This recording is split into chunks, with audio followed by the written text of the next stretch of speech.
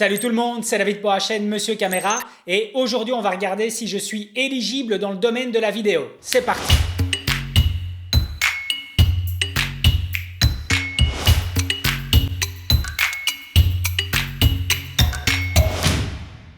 Alors le sujet d'aujourd'hui sera sur mon éligibilité, ma crédibilité à vous donner des conseils dans le domaine de la vidéo, à vous faire des tests produits. Bref, est-ce que je raconte de la merde ou pas? Et c'est assez intéressant comme sujet et c'est pour faire suite à une autre vidéo qu'a publié le youtubeur Max Maximus, qui est un youtubeur que j'adore vraiment, et le sujet était en rapport avec sa crédibilité. Et c'est vrai que c'est assez intéressant car au final, tous mes tests produits ou les conseils que je vous donne sont en effet sur base de rush que je filme sur des tournages ou des événements ou autres, mais au final, je ne vous montre jamais les résultats, je ne vous montre jamais le projet abouti.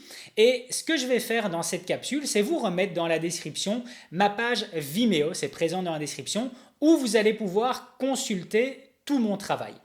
Et c'est vrai que j'ai longuement réfléchi avant de décider à faire cela, pour la simple et bonne raison que je n'ai jamais voulu lier mon résultat final à la page YouTube Monsieur Caméra ou même à la page Facebook ou à la page Instagram, car en fait le résultat final, le résultat que je produis ne répond pas forcément aux exigences que j'essaye d'amener sur la chaîne.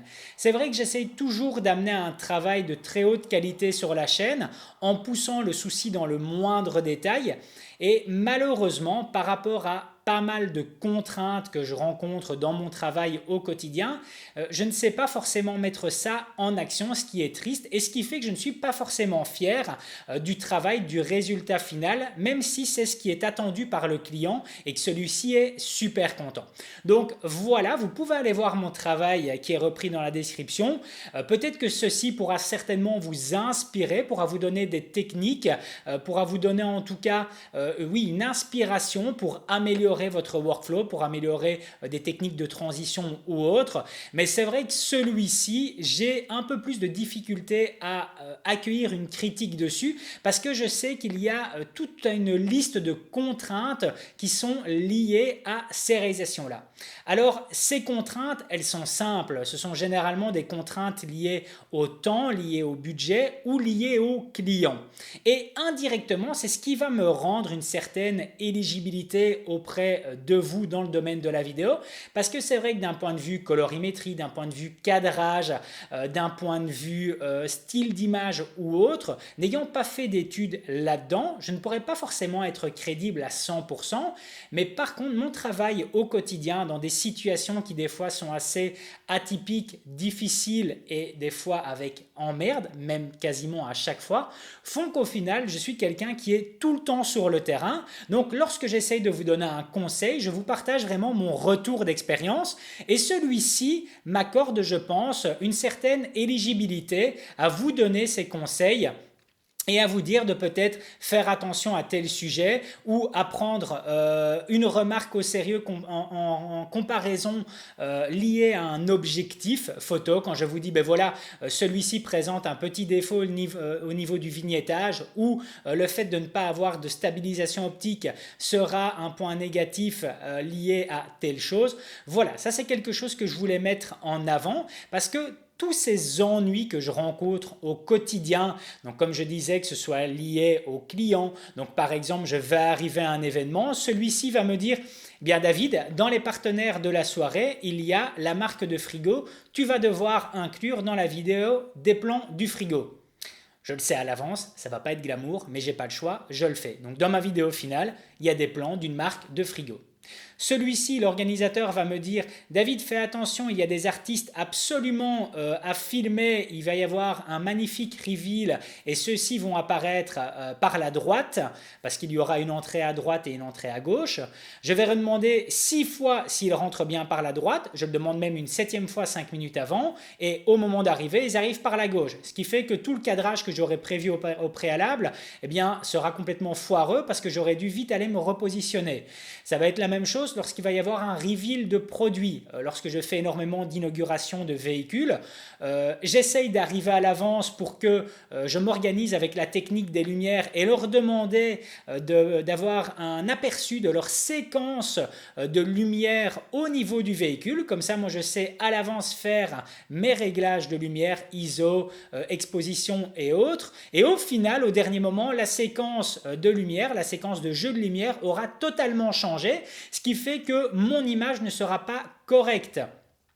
Je vais arriver dans un magnifique chapiteau grandiose, 3000 personnes, extraordinaire. Seulement la société de chapiteau aura mis un plancher en bois qui est légèrement bancal, ce qui fait qu'à chaque fois que quelqu'un passe à côté de moi, j'ai mon boîtier qui va directement, donc présent sur un monopied, qui va directement vibrer dans tous les sens. Comme vous le savez, je travaille principalement avec des boîtiers qui n'ont pas de capteur stabilisé.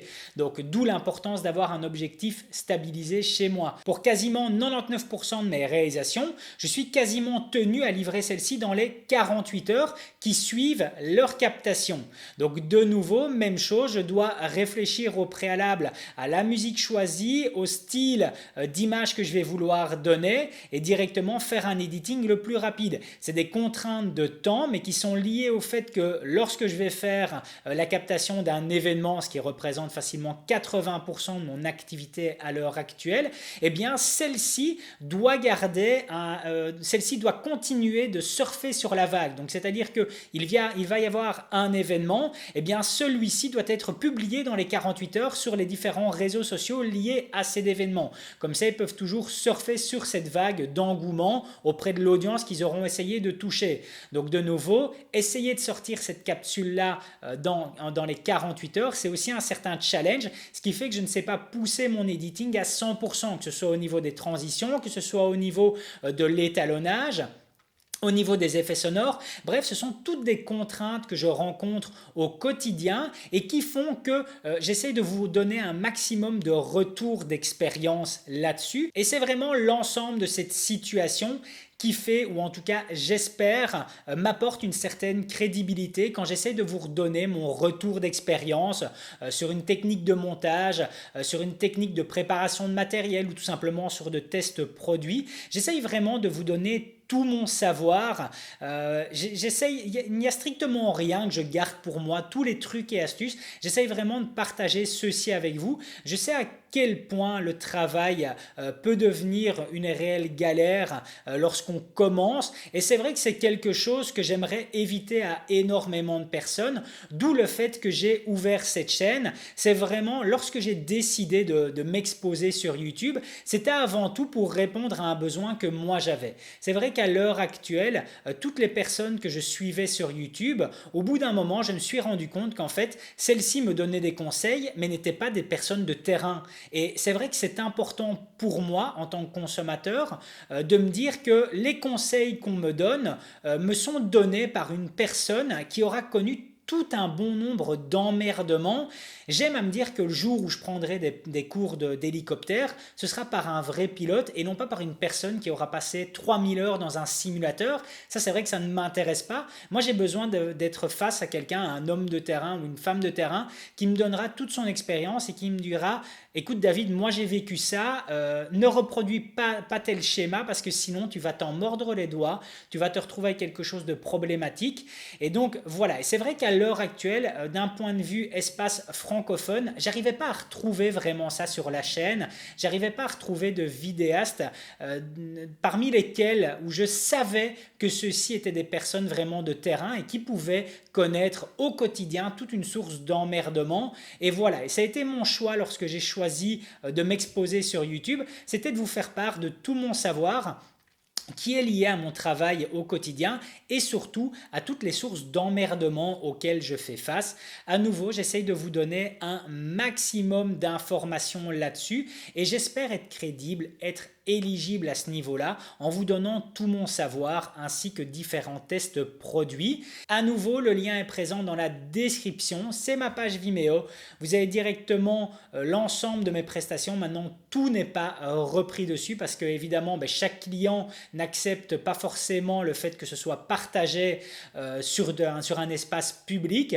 Donc dès que j'en ai l'occasion, ben voilà, je publie sur la page Vimeo.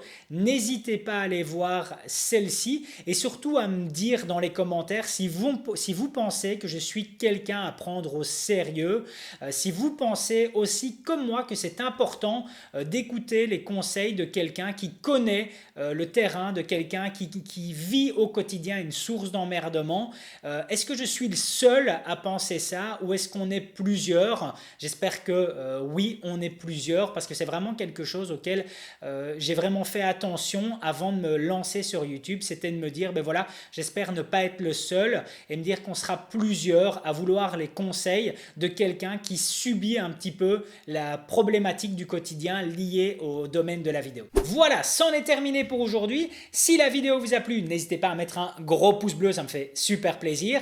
Et puis surtout à vous abonner à la chaîne pour être tenu au courant des prochaines sorties. A plus!